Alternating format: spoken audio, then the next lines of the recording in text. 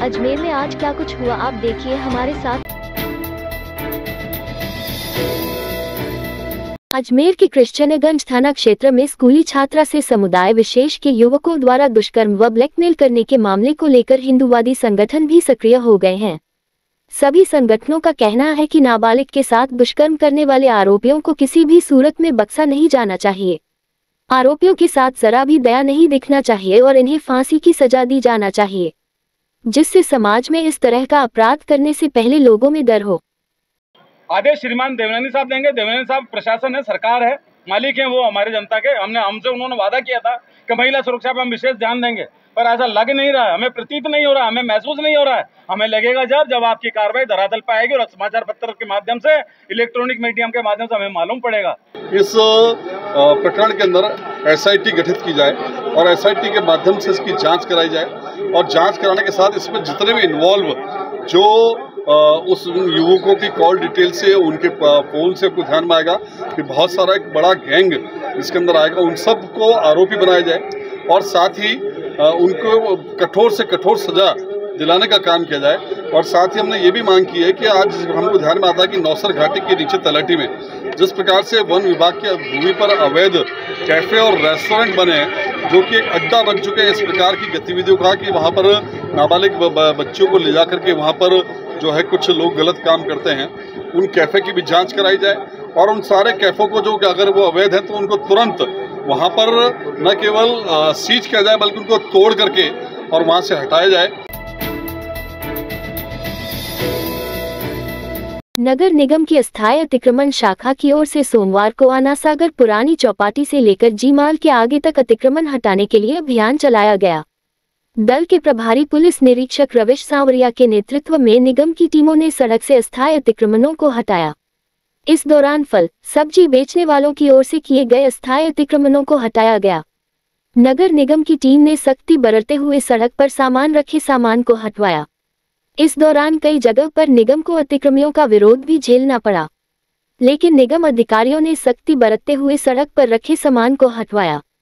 निगम अधिकारियों ने चेतावनी दी कि यदि फिर से किसी ने सड़क पर अतिक्रमण का प्रयास किया तो उनके सामान को स्थायी तौर पर सीज करने के साथ ही जुर्माने की कार्रवाई भी की जाएगी। नगर निगम की अतिक्रमण टीम शहर में कार्रवाई कर रही है और इसी क्रम में आज हमने पुरानी चौपाटी से लेकर के जी मॉल और पूरा जो रीजनल कॉलेज तक है वो पूरा रोड हम लेंगे।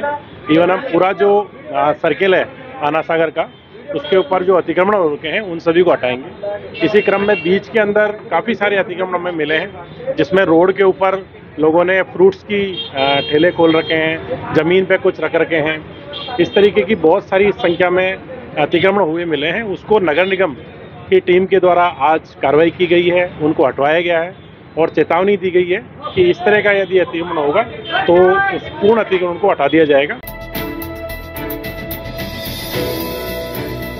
अजमेर इवेंट इंडस्ट्री के द्वारा नई पहल करते हुए इवेंट मैनेजर्स के लिए संगठन बनाया है और संगठन का नाम MMA रखा गया। इवेंट मैनेजर एसोसिएशन अजमेर की बैठक पुष्कर अनंता स्पा एंड रिजॉर्ट में रखी गई, जिसमें संस्था की नई कार्यकारिणी गठित की गई, जिसमें सर्वसम्मति से अनिल भाटी को अध्यक्ष नियुक्त किया गया। साथ ही साथ संरक्षक पद पर राजेश भार्गव, वरिष्ठ उपाध्यक्ष पद पर विकास शर्मा और उपाध्यक्ष पद पर राकेश कुमार उर्फ लाला भाई राजकुमार गहलोत और अमर सिंह पवार, महासचिव पद पर हर्ष सामरिया और राजीव अग्रवाल को नियुक्त किया गया। प्रवक्ता के रूप में रोहित राठी को नियुक्त किया गया है। उप सचिव पद पर उमेश माखीजा, भानु प्रताप सिंह, मौली बोराना, करण सिंह निर्वाण, विकास विजयवर्गीय और कन्हैया जी को नियुक्त किया गया। कोषाध्यक्ष पद पर बंटी चौहान व हर्ष सिंह को, मीडिया और प्रमोशन के लिए शिखा बच्चानी को और महिला सशक्तिकरण को ध्यान में रखते हुए खुशबू बदलानी को नियुक्त किया गया। इसके साथ ही कार्यक्रम में पुष्कर होटल एसोसिएशन के अध्यक्ष श्री राजेंद्र सिंह राठौर भी शामिल रहे। इस बैठक में पुष्कर के कई रिजॉर्ट एंड होटल के संचालकों ने भाग लिया, जिसमें वेस्टर्न रिजॉर्ट, भावर सिंह पैलेस, प्रताप महल, पुष्करा रिसोर्ट, सहदेव बाग, सावित्री रिसोर्ट, सीरेन अरावली रिसोर्ट, भावर सिंह पैलेस जयपुर, अनंता रिसोर्ट अजबगढ़ आदि जैसे नाम शामिल है, जिसमें विशेष रूप से अनंता स्पा रिसोर्ट पुष्कर के जनरल मैनेजर श्रीमान संदीप सिंह जी का सहयोग रहा।